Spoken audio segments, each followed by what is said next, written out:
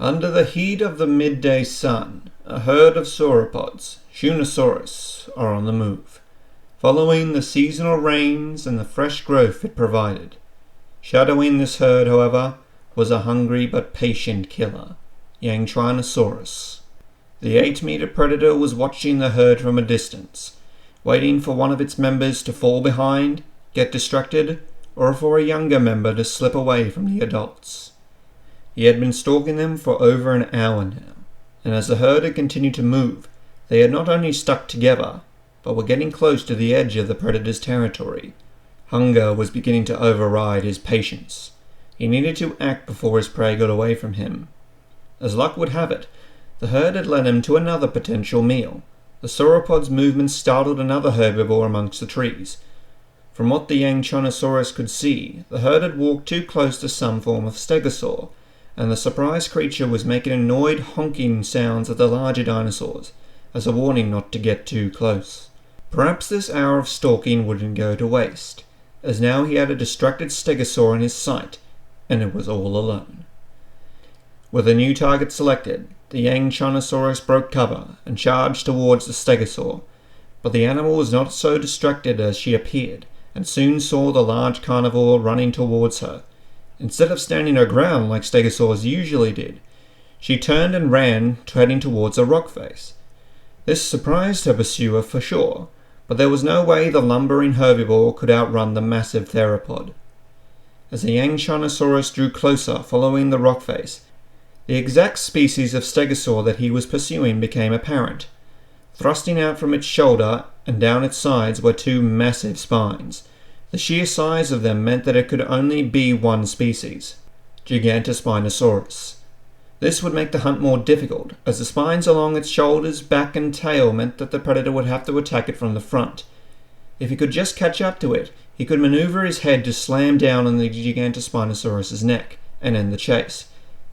As he closed in, there was something moving towards the two of them.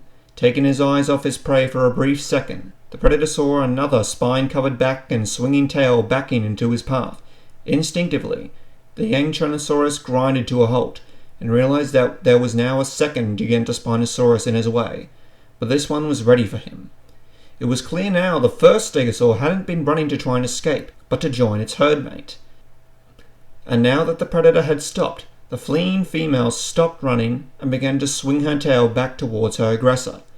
Now faced with two well-armed herbivores, the Gigantspinosaurus had little hope of making it out of there with a meal, and decided to live to hunt another day. However, as he turned around, another two Gigantspinosaurus flanked him, cutting off his escape. As he backed away from the newcomers, his tail hit the rock face he had been running alongside just before. He was now trapped between an unclimbable wall and four very angry herbivores, and they were closing in. The herd members continued to back towards him, closing the gap and preventing any chance of escape. The Gigantspinosaurus had to act fast, or he would be stabbed to death by their swinging tail spikes.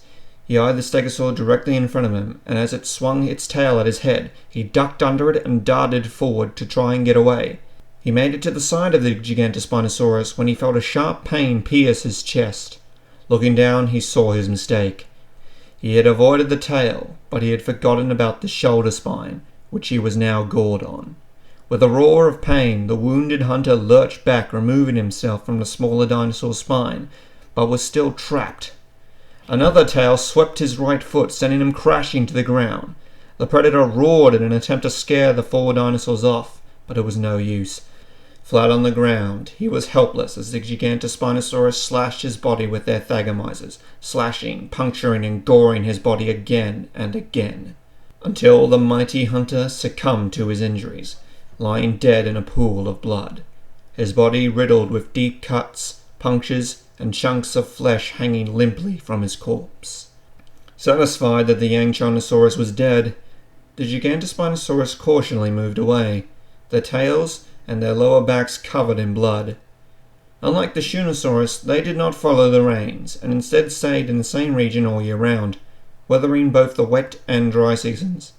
This meant that they only had to deal with the predators in their local area, but the now dead Gigantspinosaurus wasn't the only killer in the area, and his death did little to ease their tensions. Hello everyone and welcome back to the show. Today we will be going over the almost comically named Gigantspinosaurus. Now let's address the elephant in the room. Who amongst you heard this dinosaur's name and assumed it was some Jurassic World hybrid dinosaur like the Indominus Rex? Or that it was some new large species of Spinosaurus? Or that the name was some sort of joke? I know I can't be the only one. But it is a real creature, and its name simply means giant spined lizard, which really describes it perfectly. Gigantspinosaurus is a medium-sized stegosaur from the late Jurassic period that lived in modern-day China. First discovered in 1985 in Penang, it was properly described and named in 1992. It is estimated to have reached around 4.2 meters in length, 1.5 meters in height, and weighed 700 kilograms. Gigantspinosaurus is believed to be one of the most basal of all stegosaurs, with relatively small backplates and tail spines, which are scientifically called thagomizers. No, I'm not making that up. It also had a robust head and thick forelimbs for a stegosaur. And of course, we have the shoulder spines that give the creature its name. These are almost inarguably for defense. However, scientists have a bit of trouble figuring out how they are positioned on the animal, leading to plenty of interesting paleo art. Gigantspinosaurus may have been a bit of a rarity back in the day, as there have been many species discovered in the Shinmayo Formation, where the first fossils were found. Some of them include Isanosuchus, Huayangosaurus, Chungkingosaurus, Shunosaurus, many types of Menacingly, Gigantspinosaurus, Gasosaurus, Sinraptor, Yangchonosaurus, and many species of turtle. So, not a lot to go on with Gigantspinosaurus, even though it does come from a very well-researched formation. Here we have a species that has evolved some of the most extravagant spines for defending one's rear, and were no good doubt for offense too. The stegosaur family appear to have taken the opposite approach to the ceratopsians, who place their defense on the front. So which do you think is better? To keep your head away from the threat and fight with spined tails? Or to face your foe with a massive head shield to protect your flank?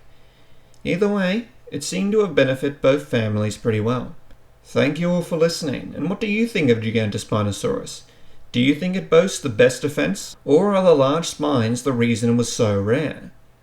What lesser known dinosaur would you like me to cover in a future episode? See you around!